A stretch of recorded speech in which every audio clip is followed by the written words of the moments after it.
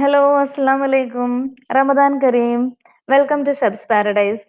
ഇന്ന് നമ്മൾ ചെയ്യുന്നത് നോമ്പുതുറ വിഭവങ്ങളിൽ ഒട്ടും ഒഴിച്ചുകൂടാനാവാത്ത തരി കാച്ചിയതാണ്. അപ്പൊ നമുക്ക് തരി കാച്ചിയത് എങ്ങനെ ഉണ്ടാക്കുന്നത് നോക്കിയിട്ട് വരാം. ഇതിന് വേണ്ടിയിട്ടുള്ള ഇൻഗ്രീഡിയൻസ് എന്തൊക്കെയാന്ന് നോക്കാം. ഇവിടെ ഞാൻ എടുത്തേക്കുന്നത് 3 ടേബിൾ സ്പൂൺ റവയാണ് എടുത്ത് വെച്ചേക്കുന്നത്. പിന്നെ ഒരു 4 ടേബിൾ സ്പൂൺ ഷുഗർ എടുത്തിട്ടുണ്ട്. പിന്നെ നമുക്ക് ഒരു 1 ടേബിൾ സ്പൂൺ കിസ്മിസ് ഉണ്ട്, 1 ടേബിൾ സ്പൂൺ കശുവണ്ടി എടുത്ത് വെച്ചിട്ടുണ്ട്. പിന്നെ നമ്മൾ സ്വീറ്റ് ഐറ്റമല്ലേ ഉണ്ടാക്കുന്നത്, അപ്പോൾ ഞാൻ പറഞ്ഞതുപോലെ ഒരു സ്മോൾ പിഞ്ച് ഓഫ് സോൾട്ട് എടുത്തിട്ടുണ്ട്. പിന്നെ ഒരു 3-4 ഏലക്കായ അതിൻ്റെ ജസ്റ്റ് ഒന്ന് ഓപ്പൺ ചെയ്ത് വെച്ചിട്ടുണ്ട്. പിന്നെ ഒരു കുറച്ച് നെയ്യ്, നമുക്ക് വേണ്ടത് ഈ റവ വറുക്കാനായിട്ട് നെയ്യ് വേണം.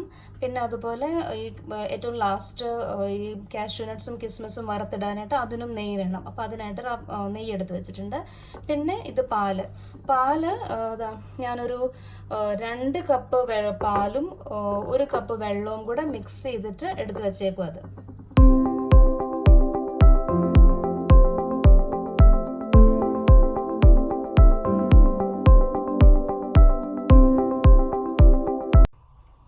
ഞാനിവിടെ പാത്രം വെച്ചിട്ട് നെയ്യ് ഒഴിച്ചു കൊടുത്തിട്ടുണ്ട്. ആ നെയ്യൊന്ന് ചൂടായി വരുമ്പോൾ നമ്മൾ എടുത്ത് വെച്ചേക്കുന്ന റവ അങ്ങോട്ട് കൊടുക്കണം. എന്നിട്ട് റവ നല്ലതുപോലെ ഒന്ന് മൂപ്പിച്ചെടുക്കണേ. ചെറിയ തീയിൽ ലോ ഫ്ലെയിമിലിട്ടിട്ട് ഇതൊന്ന് വറുത്തെടുത്താൽ മതി.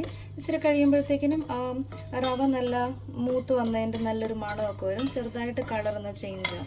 അന്നേരത്തേക്കിനും നമുക്കിതെടുത്ത് മാറ്റി വയ്ക്കാം.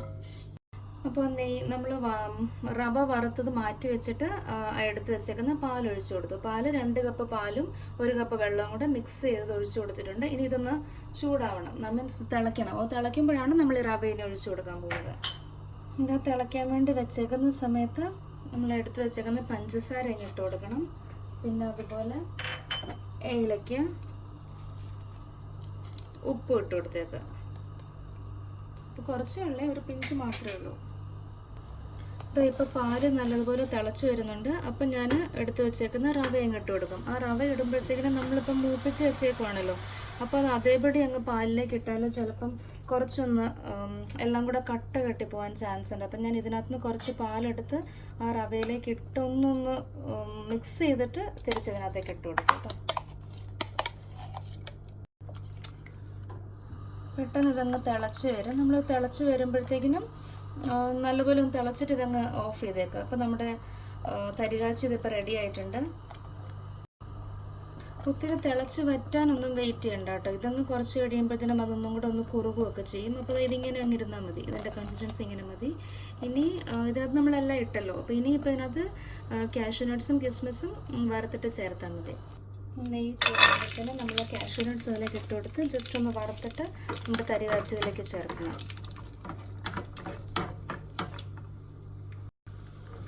ഇതാ കളറ് മാറി ഒരു ഗോൾഡൻ ബ്രൗൺ കളർ ആയിട്ടുണ്ട്.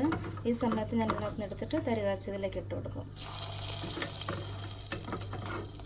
ഇനി നമ്മൾ എടുത്ത് വെച്ചേക്കുന്ന കിസ്മിസും കൂടെ ചേർത്ത് വറുത്തെടുക്കണം. അതൊന്ന് പെട്ടെന്നാവും കേട്ടോ. അപ്പോൾ കിസ്മിസും റെഡിയായി, അതും കൂടെ ഇട്ട് കൊടുത്തിട്ട് അടുത്തത് ഉള്ളത് ഓപ്ഷണലാണ്. അതായത് നിങ്ങൾക്ക് ഇഷ്ടമാണെങ്കിൽ മാത്രമേ ചെയ്യാവുള്ളൂ. അതുകൊണ്ടാണ് ഞാൻ ഇൻഗ്രീഡിയൻസ് പറഞ്ഞപ്പോഴും പറയാഞ്ഞത്.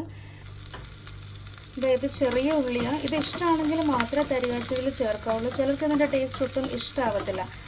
അപ്പോൾ അതൊന്ന് ജസ്റ്റ് ഞാൻ 2 ചെറിയ ഉള്ളി എടുത്തേക്കുന്നത്, അതും കൂടെ ഒന്ന് ജസ്റ്റ് ഒന്ന് മൂപ്പിച്ചിട്ട് അതിലേക്ക് ചേർത്ത് കൊടുക്കുക.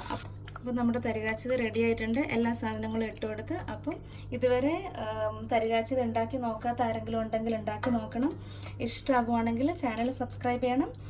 Like the video as well. Okay, so see you soon.